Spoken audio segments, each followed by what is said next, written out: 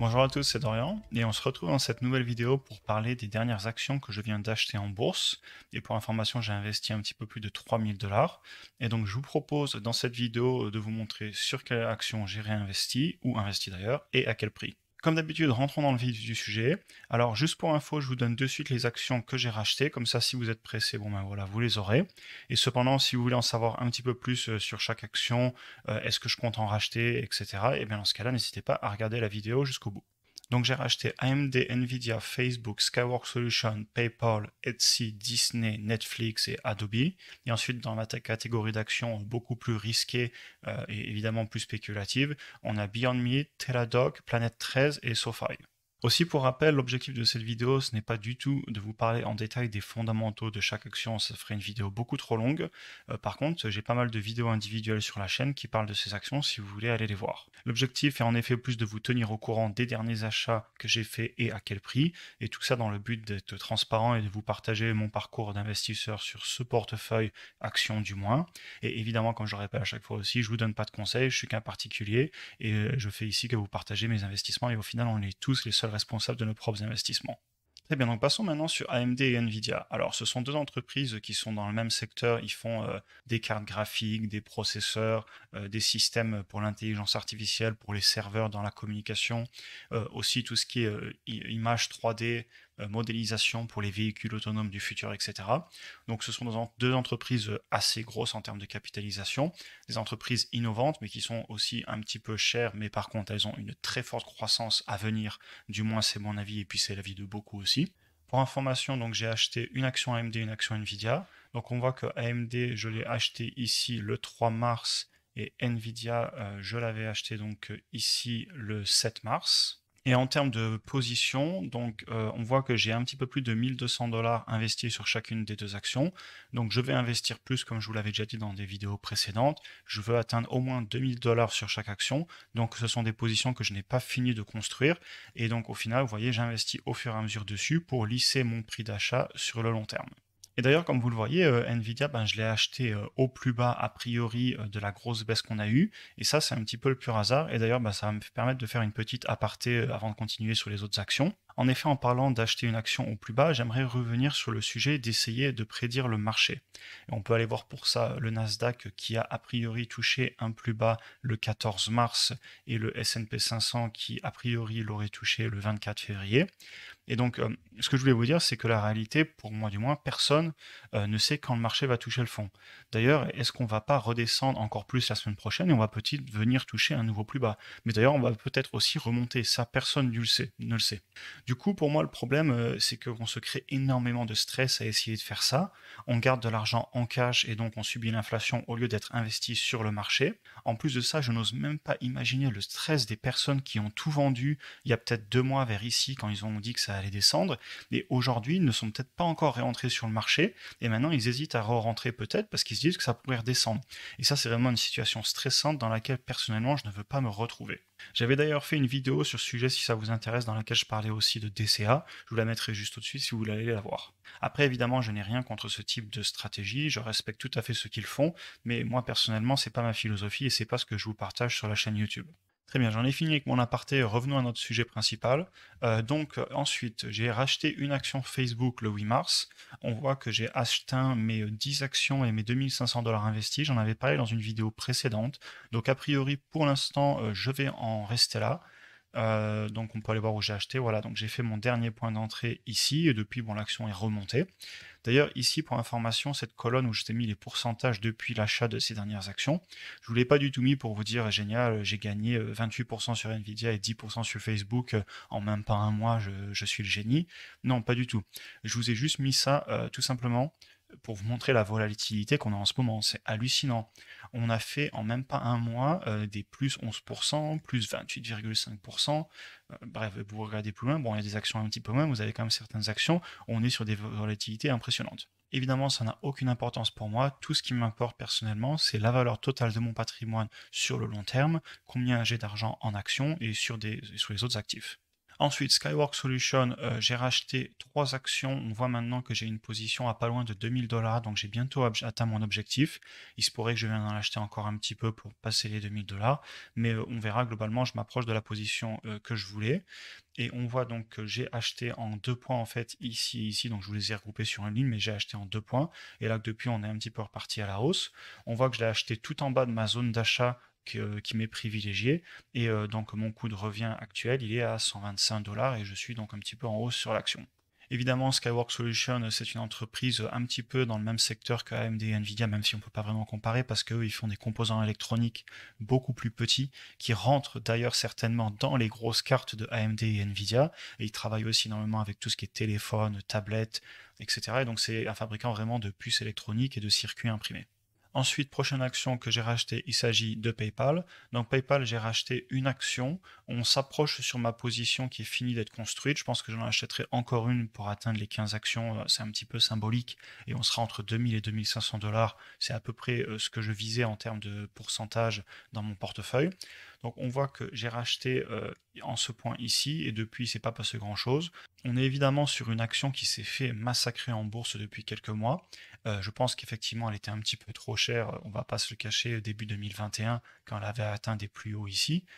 Cependant, pour moi maintenant, c'est une entreprise qui est vraiment peu chère par rapport à la croissance future. Évidemment, c'est que mon avis. C'est pas une entreprise qui n'a pas de risque. De toute façon, il n'y a aucune entreprise qui n'a pas de risque. Toute entreprise peut faire faillite. Et peut-être que dans le futur, toute entreprise d'ailleurs fera faillite dans les centaines d'années. Ça, on peut pas le savoir. Mais évidemment, pour moi, c'est une entreprise qui a un bon potentiel de croissance. Je vous avais d'ailleurs fait une vidéo dessus. N'hésitez pas à aller la voir. Ensuite, la prochaine action que j'ai rachetée, il s'agit de Etsy. Donc, j'en ai racheté une et je pense que ma position est construite. De la même façon que PayPal, j'ai atteint plus de 2000 $, ce qui était ce que je visais. Donc, comme on le voit, je l'ai racheté le 17 mars. Alors Etsy, en fait, c'est une plateforme de vente en ligne pour tout ce qui est artisanat, objets d'art, objets un petit peu uniques, etc. C'est vraiment un business model assez unique. Je vous avais fait aussi une vidéo dessus, n'hésitez pas à aller la voir. C'est une entreprise qui, sur le court terme, pourrait encore souffrir, je vais être honnête avec vous. De toute façon, globalement, en ce moment, toutes les entreprises qui vendent des choses entre guillemets non nécessaires à la vie, je mettrai à part le divertissement qui est différent pour moi, on en parlera juste après avec Disney et Netflix. Mais donc voilà, toutes les entreprises qui font du consumer discretionaries, ce sont des entreprises qui clairement peuvent souffrir sur le court terme, surtout si on venait à rentrer en récession. J'en ai conscience, cependant, ça n'empêche pas que sur le long terme, c'est une entreprise que je veux posséder, donc je l'ai en portefeuille. Pour ça, n'hésitez pas à aller la voir, la vidéo complète que j'avais fait dessus, comme je vous le disais. Très bien, action suivante, donc il s'agit de Disney. Donc Disney, c'est une nouvelle position que j'ai ouverte. Je vous ai fait d'ailleurs une vidéo dessus mercredi dernier. Vous pourrez la voir, c'est la dernière vidéo sur ma chaîne avant celle-là. Donc j'ai ouvert une petite position pour l'instant avec 400 $ investis. C'est évidemment pas fini, je vais continuer à construire la position certainement sur avril. Ensuite, les deux autres actions, il s'agit de Netflix et Adobe ou Adobe, selon si vous le dites en français ou en anglais. Je suis jamais trop certain de comment le prononcer. Bref, c'est pas très important. Donc je vous ferai certainement dans les mois qui arrivent 2 vidéos dessus. Ces vidéos d'analyse, elles me prennent pas mal de temps à faire et je préfère bien les faire quitte à les faire plus tard. Bon voilà, je vous ai dit que je les avais achetés. Après, évidemment, vous faites votre propre avis dessus. Je vous ai pas encore fait de vidéo d'analyse et dans tous les cas, ce sont des entreprises sur lesquelles vous devez faire vos propres recherches et vous aussi vous décidez d'investir. Comme je l'encourage tout le temps, n'allez pas acheter une action juste parce que quelqu'un sur YouTube vous a dit qu'il venait de l'acheter. Je pense que c'est quelque chose qui peut vous mener à la catastrophe. Au contraire, essayez de faire vos propres recherches. Je dis pas qu'on peut pas se planter. Et d'ailleurs, même moi, comme on va en parler juste après, j'ai des entreprises très risquées, mais c'est un choix personnel et je vous encourage vraiment à faire vos propres choix aussi. Donc Netflix, évidemment, c'est une entreprise qui fait de la vidéo à la demande, tout le monde connaît, je ne vais pas vous présenter le business model et je vous ferai une vidéo très détaillée dessus. Donc vous voyez que je l'ai acheté il n'y a pas longtemps, là le 17 mars, depuis il ne se passe pas grand chose et je vais très certainement continuer à en acheter sur le mois d'avril. Donc ensuite Adobe, pareil, je l'ai acheté le 17 mars, oui. Elle a remonté, puis ensuite elle est redescendue au niveau des earnings parce qu'ils ont eu des guidance un petit peu moins enthousiastes que ce qu'on aurait pu l'espérer.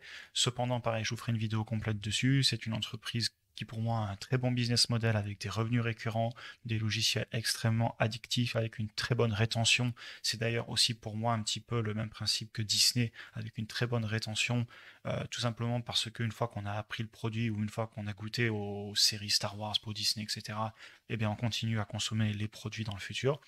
Bref, je vous ferai une vidéo là-dessus, mais donc voilà. De la même façon, c'est une entreprise sur laquelle je vais continuer à investir pour construire ma position dans les mois qui arrivent. Donc voilà pour mes actions que je considère assez peu spéculatives, même s'il y a des risques. plutôt long terme, et ce sont toutes des actions profitables, croissantes et donc qui gagnent de l'argent.